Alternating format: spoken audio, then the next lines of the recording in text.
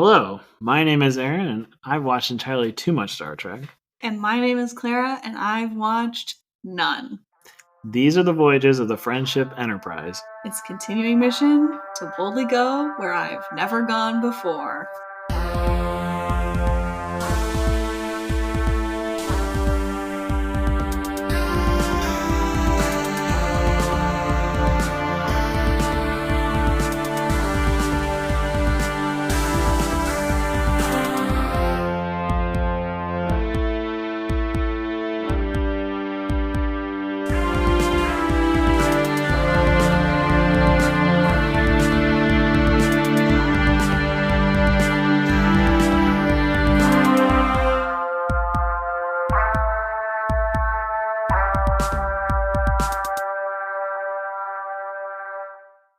Hi everyone, welcome to episode 6. We're 6 episodes in, which means we're like halfway-ish through the first season, I believe. It's pretty close. 23 episodes, so yeah, we're 23 doesn't half. I'm not a math person, but even I know that. And there's more than 23 episodes. Oh, it's 23. No, there's 29. Oh, whoa, that's crazy. Yeah, okay. Which we can talk about because it's actually relevant for why this episode we're talking about exists in the first place. Well, that's wild. Yeah. 29 is crazy. My number was way more feasible. Even in the world of streaming television, where you get 6 episodes a season, 23 is like a massive amount. 29 is bonkers. It's a different era. So we're not halfway through. No. I apologize for being so excited about that. We're like a third of the way. A little over a third of the way. Yeah. But that's fine. I'm still excited, I guess. I feel like a lot of the wins have been kind of vented from my sails now. Womp womp. Yeah, a little bit. I'll pick myself up and dust myself off, and I'll feel better. You'll feel better? Okay. Yeah, give it 10 minutes. I'm gonna mope here. All right. For a little while, if you can vamp while I mope. Yeah, I'm sure the audience will love to hear me talk while you mope and make little noises in the background.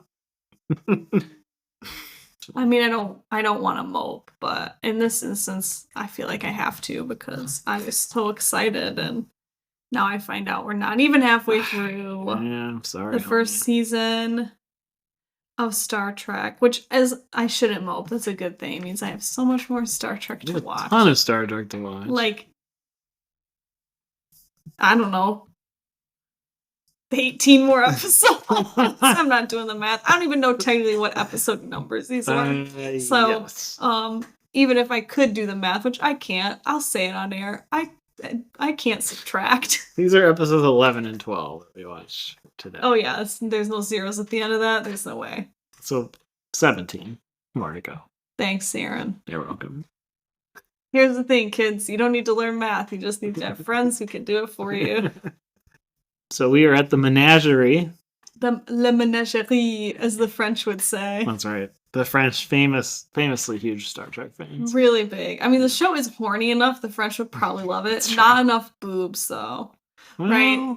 Side boobs. Side boob. Plenty of side boob. But, yeah, there's not enough nudity. Not enough nudity, but almost, right? It's like getting to the point of the French would love. I shouldn't put the French all in one bucket, but I took French in high school, and like every single French film that we watched had just like casual nudity, even if it just like didn't fit into the like plot of the film. Yeah. It was like, oh, a naked person. They understand why people go to the movies. Which, truly nothing wrong with that. But as a high schooler, I was like, what's happening right now? I was more confused than like horny as a teen when this happened. I was just is everyone else seeing this? They were. We're watching Pinocchio. Like, what's happening? I thought his nose was supposed to get longer. Anyway, this episode's pretty horny, so maybe the French, I don't know, maybe some would love it.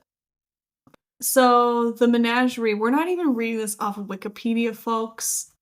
The Wikipedia summary was too long, and Aaron didn't want to read it. So It's I'm very going to long. summarize the Menagerie The Menagerie. extemporaneously. All right. All right. Okay. In the Menagerie, which is a 2-part series. I can't want to say a 2-part episode, which it's 2 episodes that go together. It's a Yeah, to it's a be two-parter. continued.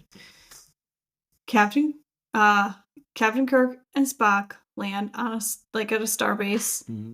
Spock hijacks the Starship Enterprise so that he can take his invalid former captain, Christopher Pike, to an embargoed planet called Telos 4. Events ensue. Pretty good. I think that was good. Let me know what you think. I'm happy to summarize all the episodes. I'm pretty sure at least 50% of that was what is on Paramount Plus as the episode description. Yeah, probably. It sounds familiar, but that's fine. It works. It works. But that's a summary, baby. And I don't think that I'm breaking any laws by perhaps using some of it. I mean, the IMDb summary is very close here. It just says Spock kidnaps the disabled Captain Pike, hijacks the Enterprise, and then surrenders for court-martial. Oh, well, that's even revealing more details than I did. So there you go. What was happening on the day? Yes, this is a 2-parter. When all of this was happening. Yes, this was November 17th, 1966 was the first episode. Okay, so keep in mind, all of this is happening in space on this day. This is what's happening on Earth. Some papacy news. So if you're all excited about a conclave, Pontiff rebukes group and Jesuits for sinister acts. Sinister's in quotes. He says some harbor idea that secularism will help defense of the gospel. Pope's words seemed aimed at progressives seeking to modernize strict rules. Interesting. Yeah. Actually, not at all relevant to Star Trek, but very relevant to literally events of tomorrow. Yeah, the conclave begins. But yeah, so I don't know the exact details of this. It must be buried in the page 26 article, but fine. Some pontiff news. Soviet and China stuff's going on. Classic Soviet and China. The president had a surgery to remove a polyp. He's fine. Oh, a coral polyp? What? A coral polyp? Yes. Yeah. Who are we? The polyp was benign. What year is this? 66. So LBJ's president? Yes, he's currently president when this is. Okay, so he's confirmed sea creature, LBJ, had a coral polyp removed. Great, got it. Not a whole lot on here. No space stuff? No space stuff. Nothing about the Menagerie? No. Oh, Sam Shepard murder trial, though. I don't know what that is. He's famous. So you know the movie The Fugitive, right? With Harrison Ford? Yes. That's the case it's based on. Oh, sure. And right over in Bay Village, Ohio. That's where it happened. Oh, interesting. Yeah. So there's an article on the front page of the Times about it. That's how big, I'm sorry how big a deal it was. Yeah, didn't sound more enthusiastic. It really landed pretty flatly there. We'll see what was happening on November 24th, which was when the second episode airs, but I'm not convinced it's going to be much exciting either. Here's the thing, Aaron. I'm done lying. Yeah. Sometimes you're like, oh, this person was in this movie from 1962, and clearly you know what the movie is, but I definitely don't. And I'll say, oh, yeah, sure. I'm done doing that. Okay. I never asked you to do that. I know. Okay. I'm just saying for you and for the reader, there's going to be the listener, Jesus.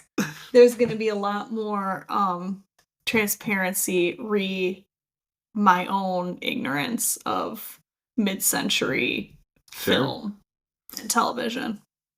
Okay.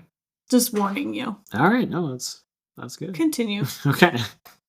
Another prescient, a little bit of business, or maybe relevant again. Prices are up 0.4% and 3.7% over last year. And eggs are $10. It doesn't. It doesn't say that, but so a lot about prices. Some Warren Report news. Governor John Connolly of Texas. He backs the Warren Report, so he's the governor who got shot the day Kennedy got shot too. Oh, I didn't know he existed, so look at me learning. Yeah, there you go. A lot of Vietnam news. Troop cuts, not going to happen. There's a hope for troop cuts, not going to happen. Israel and Jordan are fighting each other. So yeah, a lot of not fun stuff. Yeah. But nothing space related. Well, yeah, because that would be fun stuff. Yeah.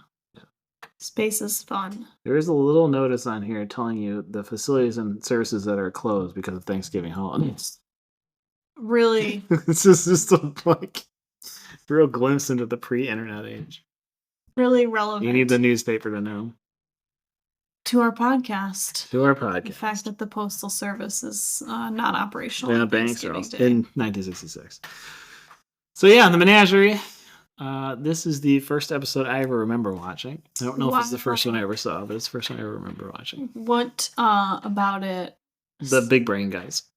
Okay, we can talk about the big brain guys. Big brain guys. But that's what stuck out to you, not the dancing green lady. No, oddly enough, not. Okay. I mean, I actually respect that a lot. I mean, I remembered that she existed. I couldn't remember if it was this episode or a different one, but yeah.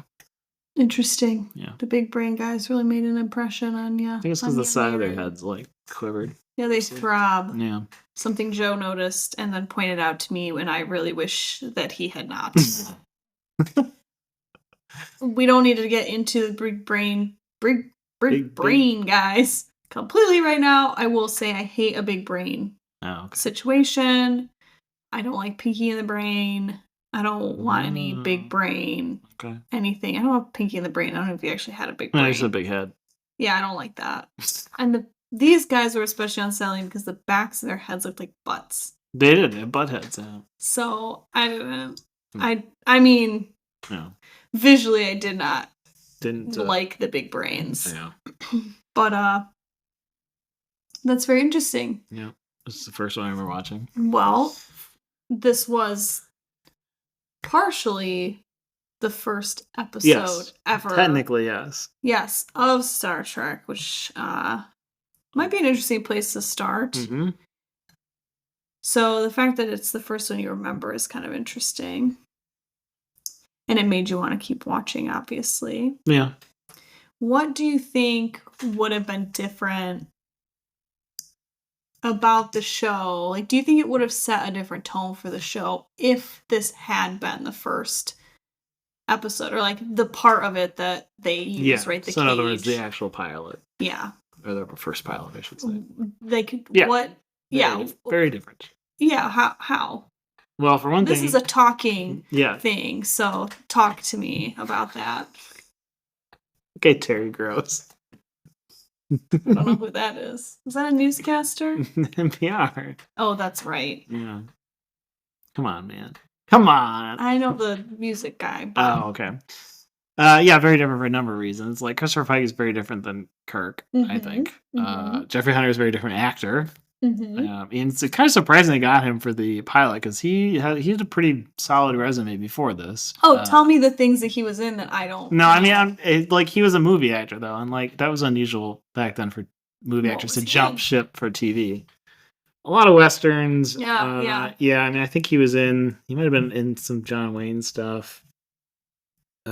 He did look familiar. Yeah, so maybe I have seen him in a lot of things, like some World War II movies. I'm trying to think of what the biggest. I mean, a lot of this stuff is stuff I've never. Oh, he's in The Searchers. That's probably the biggest. That's the John Ford movie. Okay. Which that's probably his the most well-known one. But a lot of those kind of films, like westerns and war movies, a lot of the stuff that was coming out around that time. I think he was also in some sci-fi too, but he was in something called Man Trap. Oh. About a Korean War veteran who becomes involved in a scheme to steal money from a Central American dictator. I watched that. And he was on a lot of TV. Okay. Too. But it's interesting that he was a pretty well-established film star though by the time he did this, which is a little unusual because back then people didn't tend to migrate back once they made it to film. Okay. It wasn't like prestige TV is now, where you want to be on TV shows. Right. So yeah, he's just a very different character. He's less emotive than Kirk, I think. Yeah. I mean, we're dealing with a small sample size here. Yes, it's true. We are. Kirk often seems like, I mean, I don't know, he seems a little military too, but he has this like capacity to be like bemused by things that I didn't really get from Pike. Like he doesn't. He's more serious, yeah. Yeah, he's more serious. And he's a little more troubled, maybe as well. Yes, but besides Pike, right? There's a huge difference in the fact that we have a woman first officer. Yeah, but I mean, okay, these are like details. Pike is different. There's a female first officer. But like just generally like the tone, right? Like you said, it would set a different tone. How in terms, especially of like the characters that we see, like Spock, and Kirk, like the characters that then stay in the show, right? If this had been the first episode, Christopher Pike and the female first officer is not given a name. She's just called Number One. Yeah. Which I both love and hate, right? Like those characters are not going to continue in the series. I know Pike comes back in Strange New Worlds. Joe spoiled that for me. Oh, yeah, that's true. So is Number One, actually. But well, sure, they all do. They all they have different. To. Well, yeah, different ways. Yeah. But right, like I just mean, how would we? Do you think see the characters that we now have known for 11 and 12 episodes differently if this was the first time we were being introduced to them? Maybe that's a better question to ask. So you mean if the Menagerie was the first episode? If the Menagerie, or like the part of it was called the Cage, so it may not have been exactly the same. Okay, so we're still talking about the pilot, The Cage, as the first on its own, not this version where it's like woven into a story with but like Spock, right? Like how would we, if that was the first episode, like how would we perceive him as a character differently? Would we? Does he not have a big enough role? Probably. I mean, the glimpses we get of him are, there's not a ton there. I mean, he does smile at one point, which is really unsettling. He has really bad eyebrows. A really big smile at one point, actually. His hair's bad, like worse than usual. But in terms of the character, he's maybe a little more robotic in other ways. Like it's weird because he has that huge smile on his face when they find the singing flowers or singing plants. And he gets this giant grin on his face. But elsewhere, I think he's more robotic in a lot of ways. Like he's closer to the ship's computer, and there's like what they're asking to do and how he's talking. And the dynamic's different, right? Because he's not second in command. He's, I guess, the science officer or something at this point, or third in command. I don't know. I don't know. It just feels more like a science fiction B movie. Okay. To me. I don't know.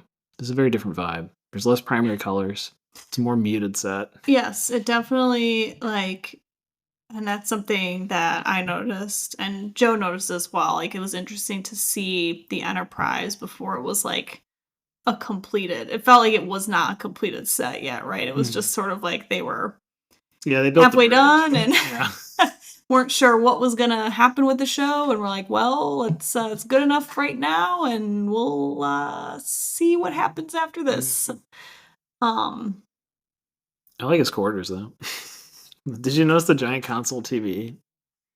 No. In Pike's quarters when they first go in, there's like a giant cabinet in the middle of the room, and it's just like a straight up TV from the 60s that they parked in there for set dressing. It's wild. I mean, you gotta have your TV in space. Yeah, I think there are certain things that this episode, or like what would have been the Cage, as like signposting, I think. Like the female first officer, the diversity of the cast. Yeah, we do have that still. They have that. So like, right, there's clearly like it's indicating like this is what this show is going to be, right?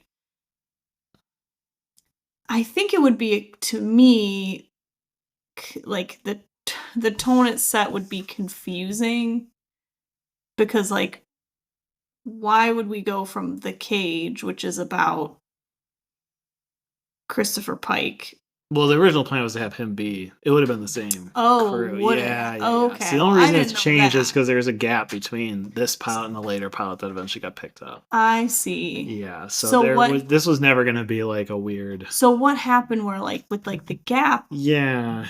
Did he just decide I don't want to do this? Yeah. So he had an exclusive option, Jeffrey Hunter, to be Pike for a set amount of months. Okay.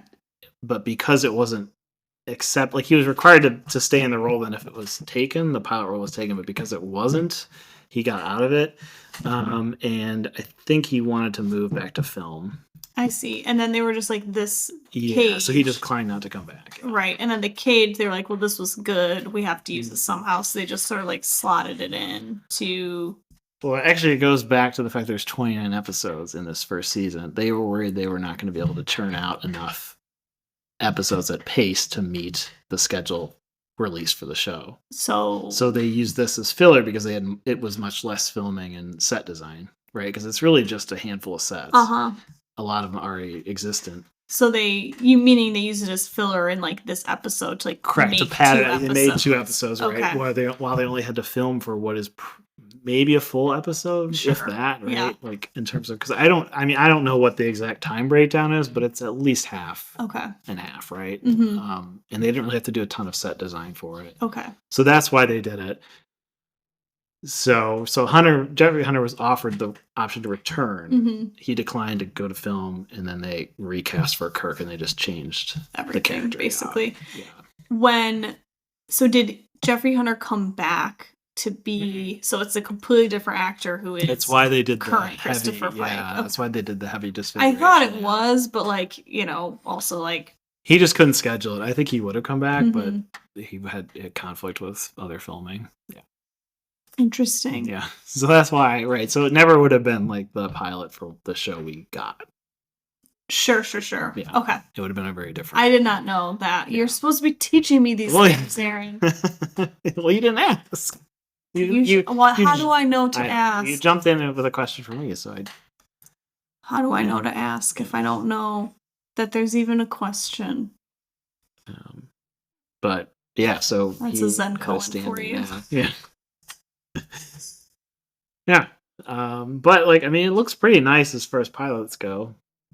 Yeah. What we see of it. And we see a good chunk of it. I mean, you can see the cage now. It wasn't released until the 80s, I think. Okay. I'm assuming on VHS. Yeah, it's on Paramount Plus. It is. They have it. Yeah. It's like they have it slotted in as like episode 0 or like something. Yeah. So you could watch it. I did not because I did not have time. Yeah, and you don't really need to. The only real difference, right, is that final shot of the 2 of them going back into the compound or whatever, like, is used differently, right? Because it doesn't line up with how the episode actually ends. Right.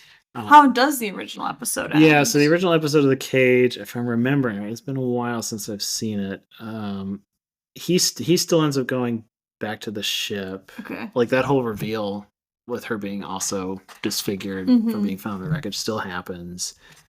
And what happens is the Telosians basically give her an illusion that Pike stayed with her. Okay. And they send Pike back, basically. So it ends slightly different than this one does. But so, like, the shot of them going back in is her seeing the illusion. I see. Okay. Yeah, so they basically fake it out for her. That was nice. Yeah. Of them. Yeah. So the Telosians. Yeah. We are like getting a little bit ahead of ourselves, which is okay. I mean, I think, I'm asking questions. I mean, we're effectively dealing with 2 episodes. Right. So it is a little difficult. The timeline's a little wonky. Yeah. So the original pilot, I mean, it was in 65, so it's a ways before. Yeah. So like the episodes, the Menagerie that the cage now lives within are like, they are interesting, especially like the setup for all of this is really interesting because we open on something I don't think we've seen yet, which is like a well-inhabited world, right? Like I don't think up until this point, right, we've been to any sort of world where there's like a lot of like urban, right? Like kind of an urban feel. There's a lot of people. It's usually like they're like going to outposts or prisons or whatever. Or the Planet of Children. Exactly. Sort of like backwater places, right? Whereas this obviously felt like they were, they're looking at the buildings, there's lots of buildings, around. There's lots of people. Sounds like an interesting departure from kind of our typical meaning we don't star on the Enterprise. I think every episode's so no, the there's another one that doesn't. Right? Yeah, the man trap. The man trap doesn't star on the Enterprise. Maybe there's another one. But either way, it's somewhat unusual. Yeah, a bit unusual. And we're not starting with any of the main cast, really. I mean, we do, but the first shot is that woman. Yes, it's like a complete stranger. Yeah.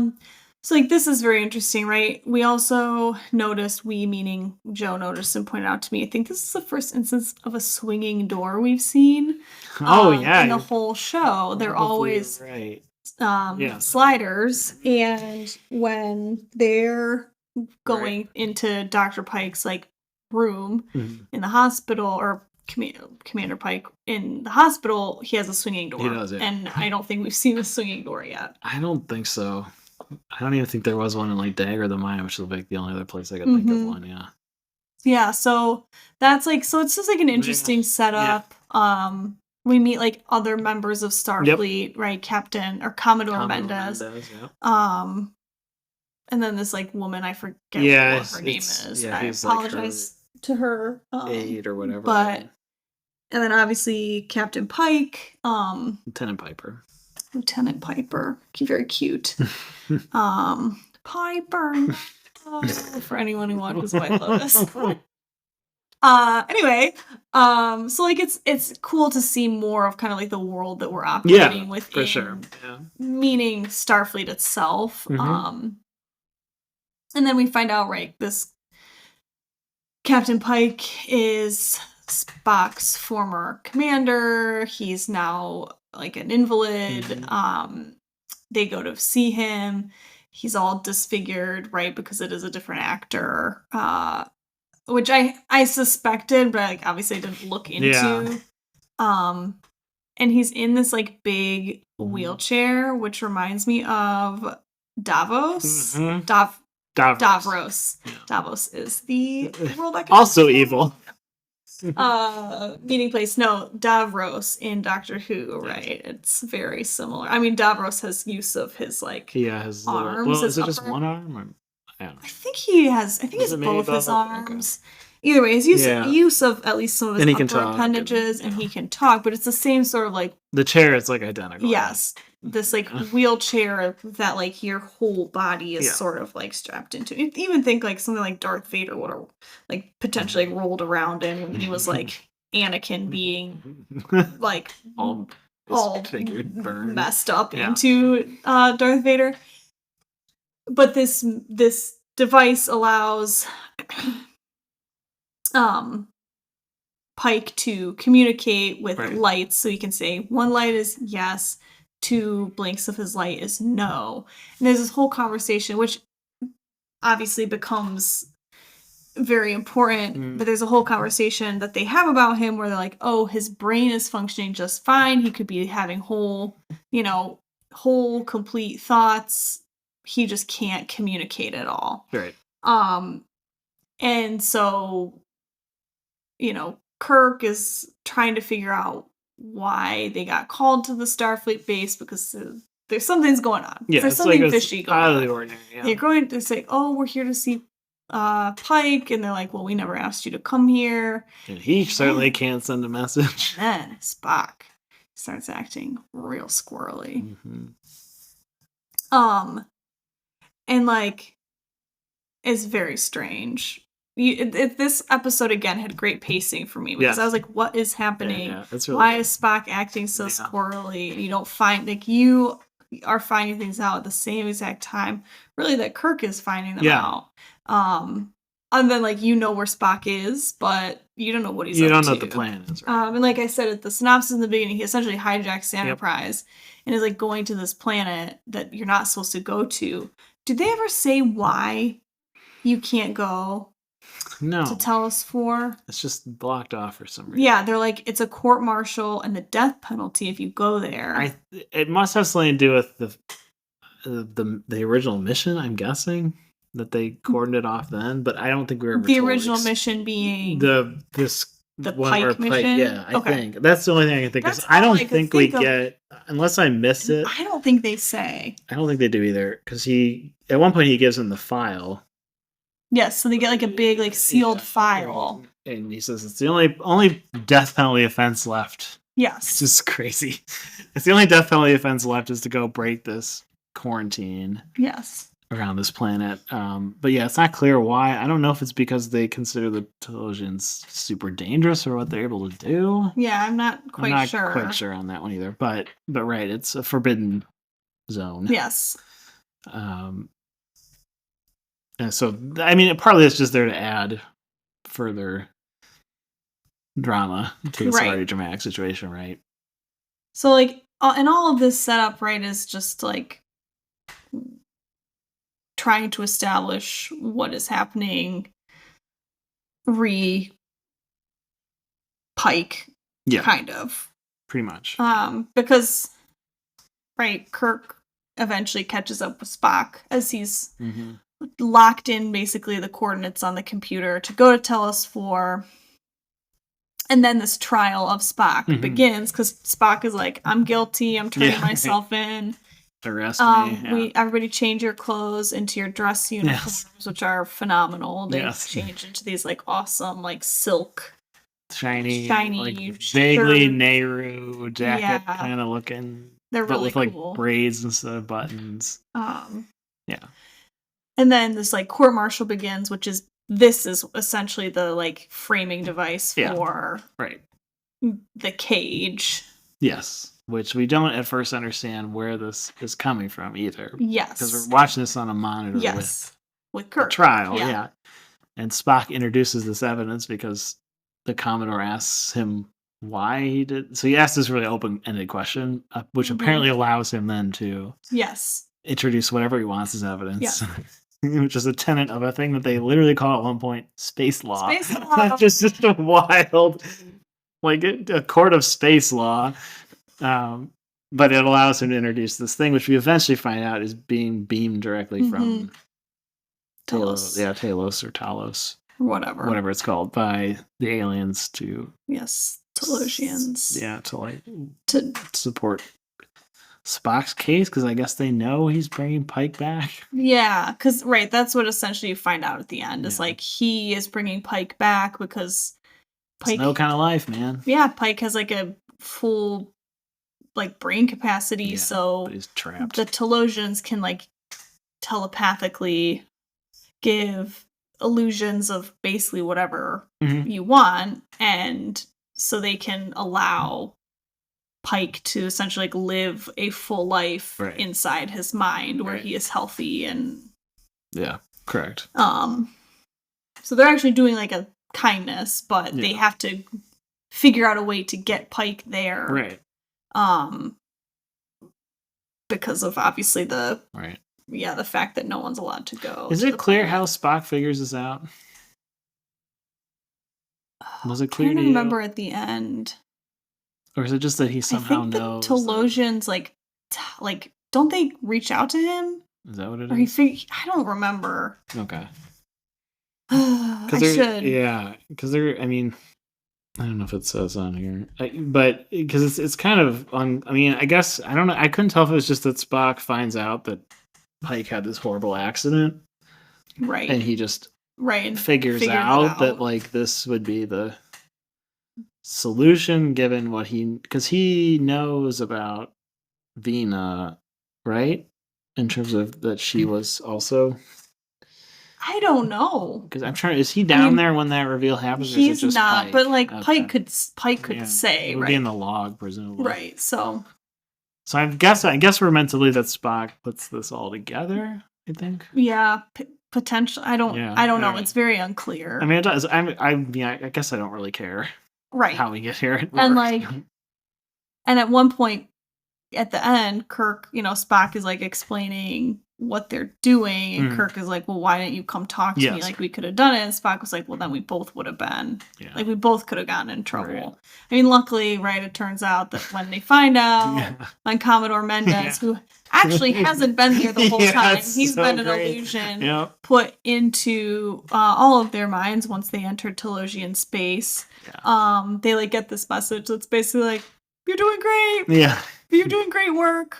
The rule is being bent. Uhura gets to report this. Like, bring him to the planet and get that man laid in his mind. Basically.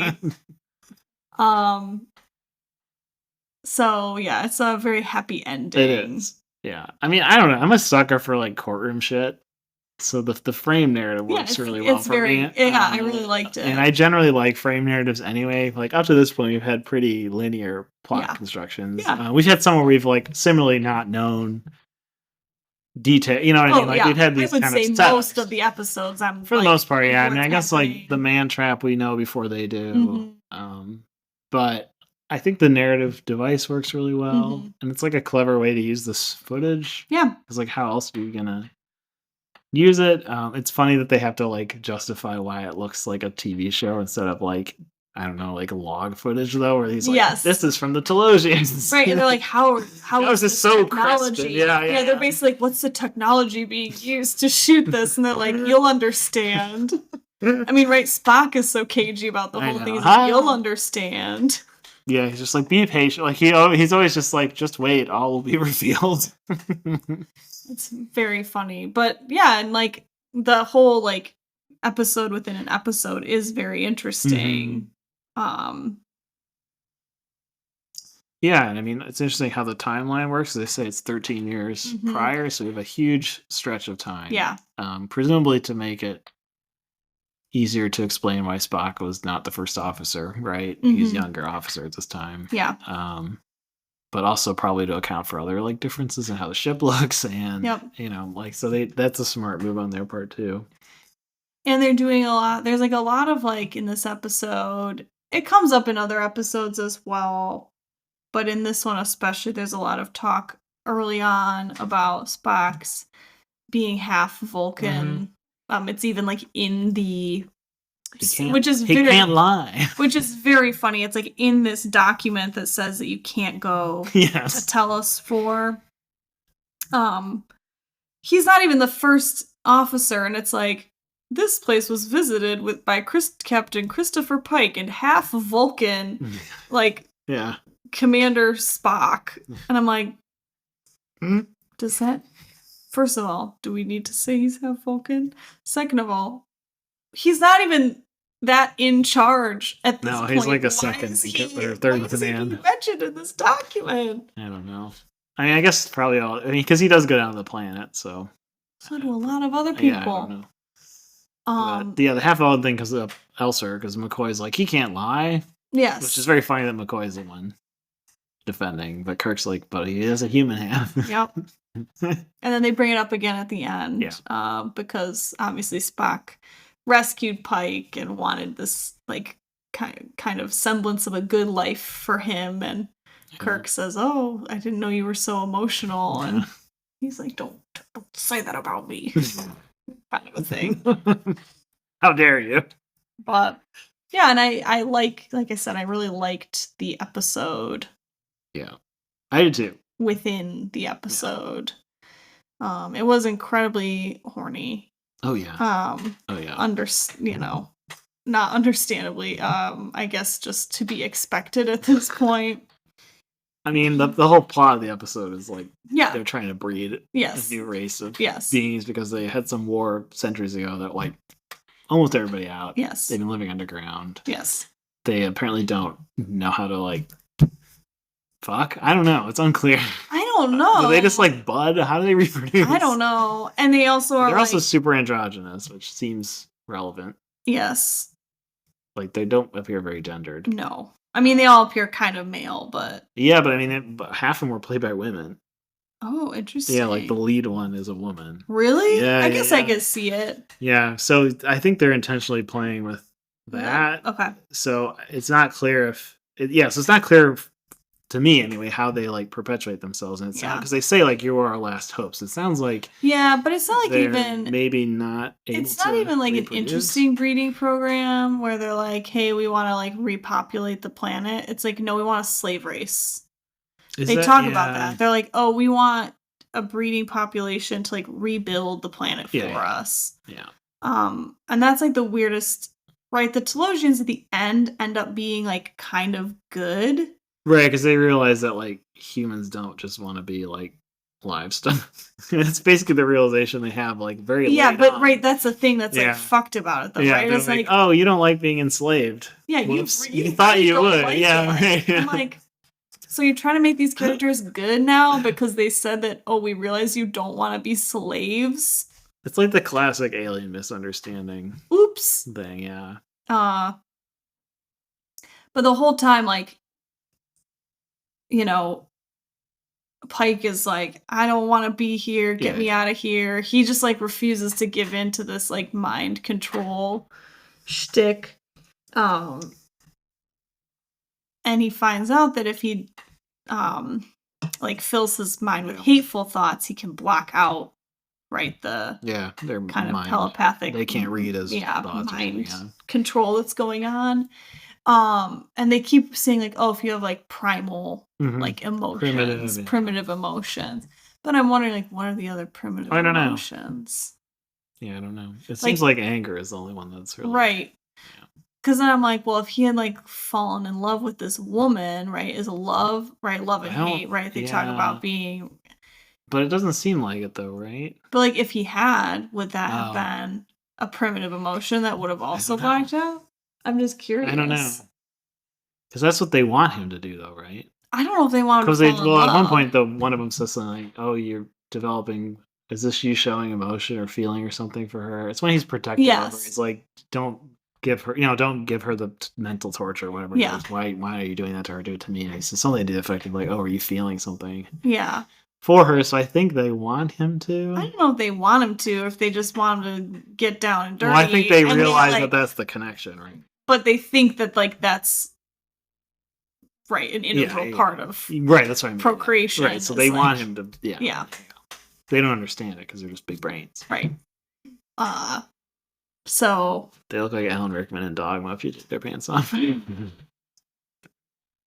Just smooth. Ken doll down there. Probably. They have their butts on their heads. They have their butts on their heads. They don't have a butt. No. They don't have anything. Everybody's got a butt. No, they don't. They have a butt on their head. So there's like this creepy breeding program thing going on. But it's I mean, he calls them like zookeepers at one point. And it's like very much that, right? Like they're creating this like population for like kind of entertainment. Yeah, which is like basically you're bored because you don't feel anything anymore. Right. And you can make anything appear. Right. But, yeah. And now you just want to, Well, they didn't have Pornhub. I was going to say, you just want your porn, I guess. I think they just want to watch other shit. Fuck, I don't know. I don't know, man. I'm not gonna yuck anyone's yams, but it's a little weird. Right, because then the girl who's there is like, let's just do this. I mean, she kind of is. Just I mean, she's been there for how long? She's lonely. By this point. So like, not totally unreasonable, I guess. Like, I feel like she's been like so beaten down by being there. At first prisoner for however long. At first, I thought she was like really annoying, and then I was like, no, like you're helpful. You're like a good, helpful character, in your own way. I had my own little theory about her. No, about kind of the episode. I didn't know where it was going, but I was like, oh, this would be like an interesting thing. Because at one point, they're like talking about like, oh, what would he desire, right? Like, oh, he being Pike. Like, what would actually get him to like want Vina? Yeah, right. They try all these different like. They try all these different scenarios. They're like, oh, like damsel in distress didn't work. Like picnic, like kind of a feeling of home didn't really work. And then she's like, oh, you're a captain in Starfleet. You want what you can't have, which is like a lavish life and like all these like kind of like I guess like sort a of like space harem. I don't know. Yeah, I was gonna say vaguely like troublingly Eastern coded Orientalism sort It's of. a big, it has like it's a little bit of 1,001 Nights kind of vibe to it. Yeah, for sure. And she's like, oh, this is like this, right? You desire what you can't have, and it's this kind of a life with essentially like no rules. Yeah, and it's all like pure sensuality. Yes, too, right? Yeah. And I was watching it, and then like, so I'm thinking, I was like, okay, this is interesting. If they're playing on this idea of like, what would he desire? And then they like shot back to the Enterprise, and they're like talking to number one. And I'm thinking, I was like, this would be interesting, right? If like he doesn't want Vina, if his desire is number one, and like, right, he can't have a dalliance with his first officer. Right, he calls her number one. He never addresses her by name. Clearly, he like trusts her. I was like, "This is how fanfic gets started." Right, no, 100%. Yeah. And obviously, I don't know where that would have gone. I mean, they beamed her down. Even, I know. I was like, I feel like there is a degree of that's being set up. Right. And I was like, "Is this right?" He now, so they beamed down number one, and then this other like female, younger. Yeah, I have her name on here. Say she definitely is given a name. Yeoman Colt. Yes, this other female who's younger. So like number one is Majel Barrett again. I was gonna say it is. So she's older. So she's older than this other. So they draw attention on this. She looks like Uma Thurman. She does a little bit. And they draw attention to this though, right? Like they say she's what is it like? More intelligent. They say she's older, but she's more intelligent. And something else, or some other quality. I forget what it is, but then they say the other one is stronger and basically like hornier. Yeah, she's like her female drives are really strong. Like, damn. And then Vina is just kind of like, and she's mad. She's like, I'm so close to getting. I'm so close to sealing the deal, and I'm getting clam jammed. I'm getting clam jammed by these girls. Let me have this, I believe is what she says. Yeah, she does. But right, so they send number one down, and I was like, this is definitely where this is going, right? He's gonna choose her, and like, I don't know what's gonna happen. And I was fooled. Yeah, right. But I was kind of mad. I think that would have been really interesting. I mean, I think the setup is still there. I love right? Like they're not gonna do that in the first episode, right? They're gonna drag that out, right? If that's the way it's going, yeah. So I mean, I think there's the setup is here if they wanted to go. I love a little office romance, homie. Yeah, I mean, I could see it. Yeah. I also really appreciated that she was she was wearing pants. She was. Yeah. Yep. And she actually makes the final decision about using the giant laser. Yep. To try to blow up the door. Yeah, I really liked. I mean, I hated that she wasn't given a name other than number one. Although I think it's kind of funny, right? Like it's like very clear this woman. Yeah, I think it's to signal. I think it is to signal. Yeah, I think it's because it would have been so surprising on TV. Why isn't she given a name as well? But I loved. I mean, how she has a name in the script, but it's just so presumably as the show went on, she would have. But it's I think it's 100% a way to like make clear to a 60s audience is like, hey dummies, right? This lady's second in command, yeah. And because, well, I guess not really. I'm thinking in the context of the Menagerie, you're watching this. Oh, right. And you're used to Spock being number one. So you see him and you're like, oh, is he still? So, like, right, that just is a very clear signal that, like, Spock is not. Yeah, he's not the second in command. Yeah. But that wouldn't have mattered when they were shooting it just as the cage. So I think it's more just... It is helpful, right, in the context of this larger episode. But obviously it was something that was planned it was just for the in audience, advance. But, she makes all these calls. Really great, strong female lead, we'll call her. Yeah, strong female lead. And she was one of my obsessions. She also had fantastic nails. She had this awesome, like, kind of like aquamarine metallic nail polish that I was very into. Where are they getting? It's probably just car varnish. I mean, that's essentially what nail polish still is. Doesn't that feel good? Putting that on your fingernails. Car paint. Full head. But yeah, she was super phenomenal. competent. Yeah. And I thought she was Christine Chapel. Yeah. Yeah, but I wasn't 100% new hair. sure. Yeah, I think that's her natural hair this time in this one. The dark hair. Yeah. Because she definitely looks younger. Mm-hmm. But her voice is very similar. Yeah, the voice is a recognizable one. Yeah. Is she the computer? They talked to the computer. She's also the computer. Okay, I wondered. I know you had said that she did the voice of the computer later as well, but I didn't know when she started. So they talked to the computer a little bit in this episode. And it's a much more robotic voice in this than it will be in the later. It's still framed in a way that it sounds like a computer, but it's not as obviously calculated. Yeah, it's not that. Computer. Yeah, it's a little less. Yeah. Press any button that you want. Beep boop. Yeah, I don't know. I loved it. We need to bring back matte paintings. Bring back matte paintings for backdrops. I want them. Bring back what? Matte paintings for backdrops. Oh. Yeah. Looks great. I think you said map paintings. Oh, no. What the hell? Matte paintings would be great. Bring them back. I love the Starbase sets. They're great. Yeah. All the crazy lighting and mid-century shit. It's great.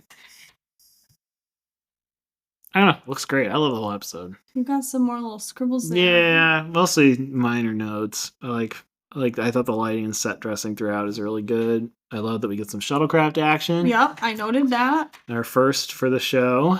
So expect some McCoy saying things about not liking the transporter soon. Okay. Yeah, I think that's the first time we've seen the computer control. Mm-hmm. Yes, it is. And the computer conversation to that extent. Is. I also wrote down that men yearn for the computer center because we have that great computer center set at the very beginning that Spock breaks into and takes the tasty looking data disks with him. Yum, yum, yum, yum. And I love that set too. It's all kinds of blinking lights. Yep. It's great. Yeah, I know. I love it. I think it's great. Yeah, it was Back to front. It's a classic. It was a good couple of episodes. There are a few funny things that funny, again, really horny things on this episode that absolutely killed me.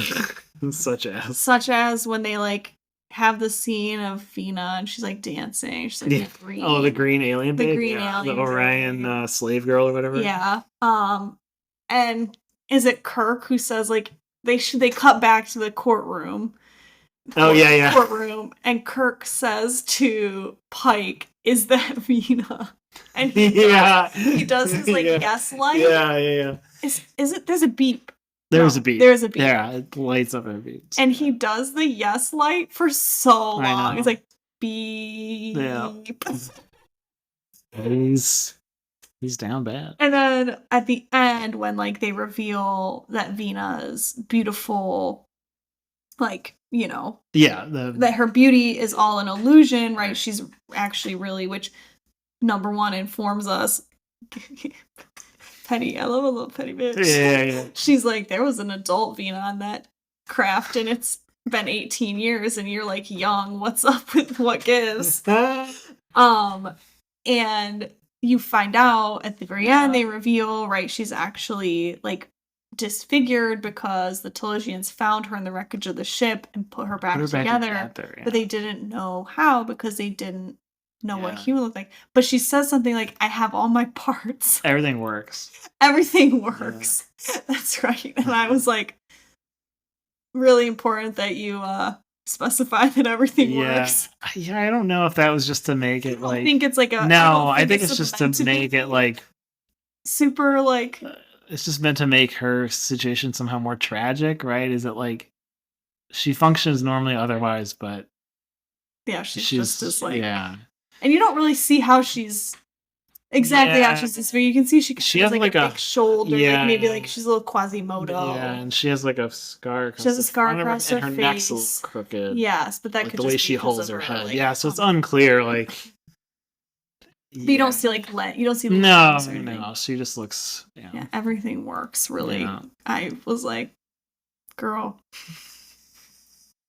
She's thirsty, man. I think he's leaving you. When a woman says everything works to you, that's when you know to go the other direction. Correct. I assume. Yeah, It seems. that's when you get the hell out of there. But yeah, But yeah, it's like I love it. It's like this Frankenstein's monster kind of moment too, right? Yeah. Like, they rescued her from this. Like she would have been dead otherwise, and And they bring her then- back to life, but it's like torment.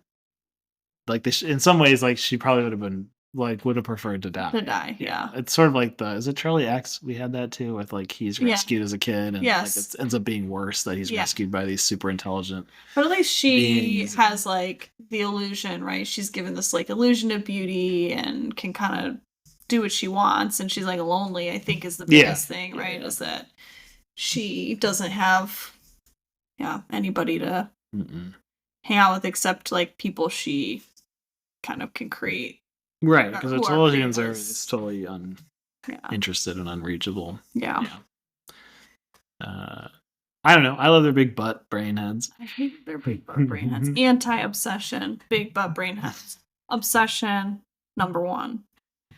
Yeah, she's very cool. I love Vena's dress. That was another obsession with me. She yeah. wears like this slinky little, like the like silver slinky, sparkly. Slinky's the right word. It's just like like a a real, like silver like mini dress. Yeah, and it's very it's very 60s. yeah, but it's great. And I liked I don't know if it's an obsession. The obsessions are like their little things. Although number 1 is a person, but she doesn't feature enough in the episode. I liked Pike. And I think he's great. Do think like he would have been compelling. Yeah. As the captain, like throughout the rest of the show. Do you know why? So you said that like when they had the break and what's the actor's name? Jeffrey Hunter. I knew it was Hunter. I couldn't remember his first name. Was like, I'm not gonna do this. I'm going back to film. Do you know why Spock was like the only character that they decided like, we'll keep him? It would carry over. That I don't know off the top. That's one of my big questions. Yeah, I could probably figure that out though. I mean, I guess, right, like... I mean, he may have just been under contract. I don't know how.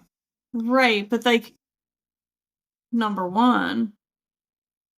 Yeah. She appears... Right. Is that just because she's Gene Roddenberry's wife, though? Well, they weren't married yet, but... Okay, but potentially, yeah. Because she was Gene Roddenberry's crush. I mean, she just was in a lot of shows. Yeah, or a lot of the Star Trek shows. But, yeah, I don't know. I'm on her page now just to see.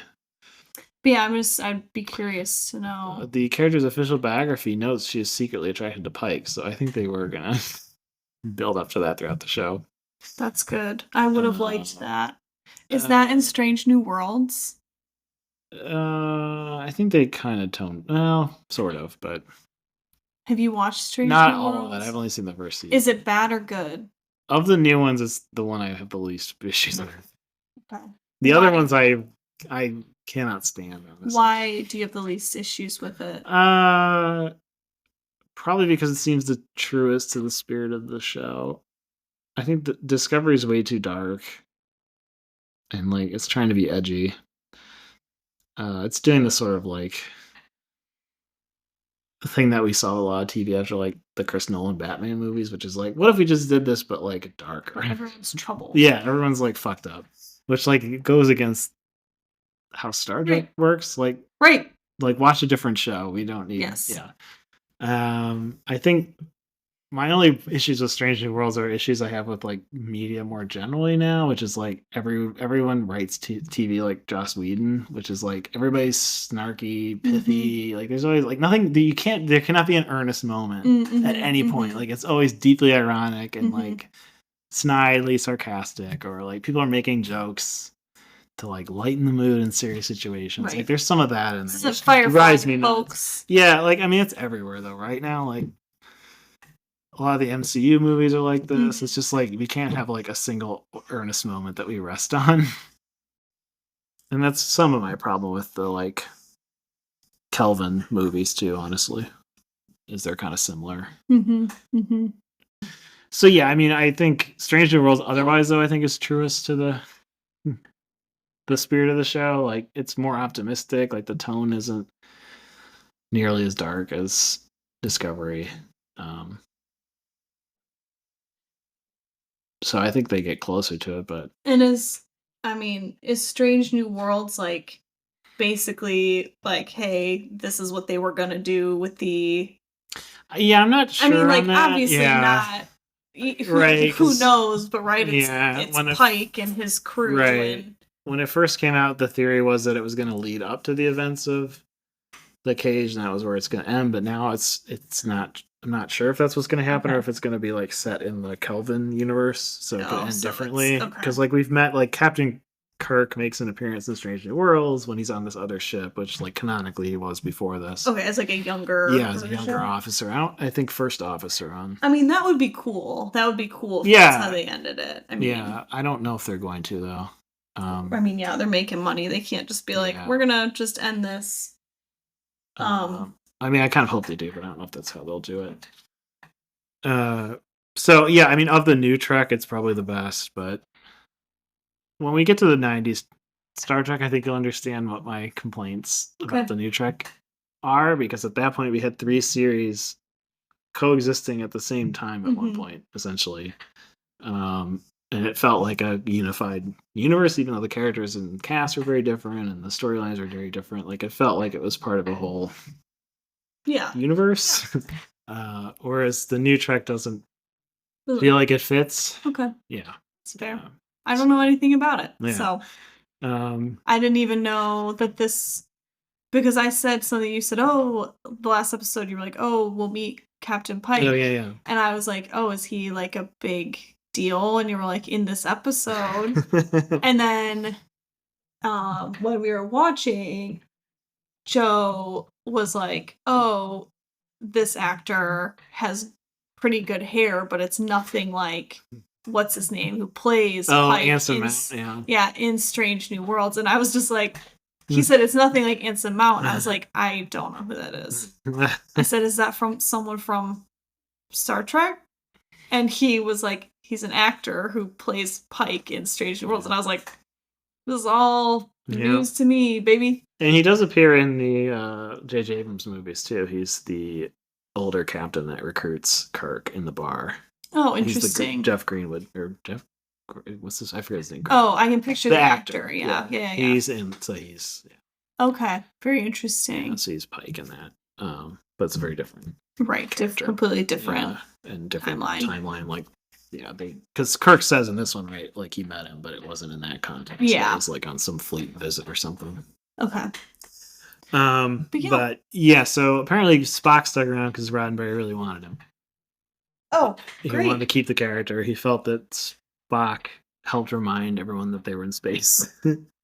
Fair enough. Yeah. So apparently the network didn't like him, but he. Oh, interesting. Yeah. So that's why Nimoy stepped in. Because he's not great. He's really like in the cage. He's not great. Well, there's not much for him to do, really. No. Not at all. And the character isn't really fleshed out. Yeah, his hair is bad, his eyebrows aren't bad. He's just kind of, he just kind of is there. But so apparently the network didn't love it. They thought the pilot was too cerebral, too intellectual, too slow, and not enough action. Interesting. So they didn't reject the series completely, but they commissioned the second pilot, which is Where No Man Has Gone Before. Okay. Which that ultimately led to the order. So they really plenty of action in that one. Yeah. It's very strange because that one's also cerebral, I think. Yeah, I would say more cerebral than this. Yeah. Like this is like, oh, okay, they give him illusions of like things that they've probed his brain and decided he likes. And it's ladies. Yeah, apparently it's just ladies. And horses. Men yearn for ladies and horses. And the control room. And control room. But I would say Where No Man Had Gone Before is definitely a bit more cerebral. So I love Shatner, but there's a part of me that would be interested to see a Jeffrey Hunter led series. Yeah. Unfortunately, Jeffrey Hunter died in 1969. Oh, that's really sad. Yeah, he was pretty young. I think it was from an accident filming another filming. He like injured his head and then had like a stroke or something. He should have. Oh. Yeah, he could have stuck around. An alternate timeline. I know there's a Chris Pike. Yeah. Yeah. He stayed, he lived, and William Shatner's the one who died in 1969. No, he just ended up on Miss Congeniality still somehow. He just ended up doing that weird, like, album of... Oh my god, the spoken word? Yeah. Well, he did the one with Ben Folds, too. Don't forget that one. I know. Yeah. But, yeah, so I don't know. There's part of me that would be curious to see. Yeah, absolutely. See that. But, I don't know. Love the Menagerie. I guess it's time to rate. Yeah, I asked all my questions. Yeah. Oh, one thing I kind of tuned into this episode, it's not specific to this episode, but I just kind of, I don't know, clocked it this time, is I love the font in the intro. Oh, yeah. Yeah, I hadn't really paid much attention to it for some reason. Like the TypeScript. Yeah, for the credits. Yeah. Or for the initial credits. For the initial credits. Starring William Shatner. Yeah, it's a really great... It's groovy. Yeah, it's really good. So... What a good font. Yeah. That's something that I noticed that I thought... It's also bright yellow, which I like. Yep. Yeah, but I think it's time to rate. Yeah. Okay, well, how many tribbles do you give this? 9. I'm not gonna give anything 10 tribbles because I have no frame of reference, but I'll give this one 9. I really liked it. Yeah, I think I'll give this one a 10. This is why you wouldn't give. This is why it's up there for me. The Dagger of the Mind 10. Yeah, it's up there for me. This is one of my favorites. It could be partly nostalgia because again, it's the first one I remember seeing. But I think it's just really well constructed. Even though it's 2 parts, it doesn't feel long. No, it doesn't really sag. Not at all. At any point, the frame narrative is really cool. I love that. This also kind of establishes the ship as a character more. Like the ship has its own history, independent of all these other people, which is cool. Yes. And yeah, I liked what you said too about having a kind of a deeper glimpse into the world we're in. Yeah, that's what I really liked. What's going on with Starfleet. There was more. There's more outside of the there's more going on than just the Enterprise, and I really liked that a lot. So I love it. I think it's a great episode. Yeah, or pair of episodes. 2-parters will become more common, but I don't know if there are that many more, if any more, in the original series. Now that I think about it. Okay. But they will become more common later on. Next up, we have The Conscience of the King, another Shakespeare reference. Yep. In Balance of Terror, which is an all-timer. Ooh. So, a couple other good ones. The first season's great, I will say. The first season's pretty standard. So, can't wait. Until next time, beam me out.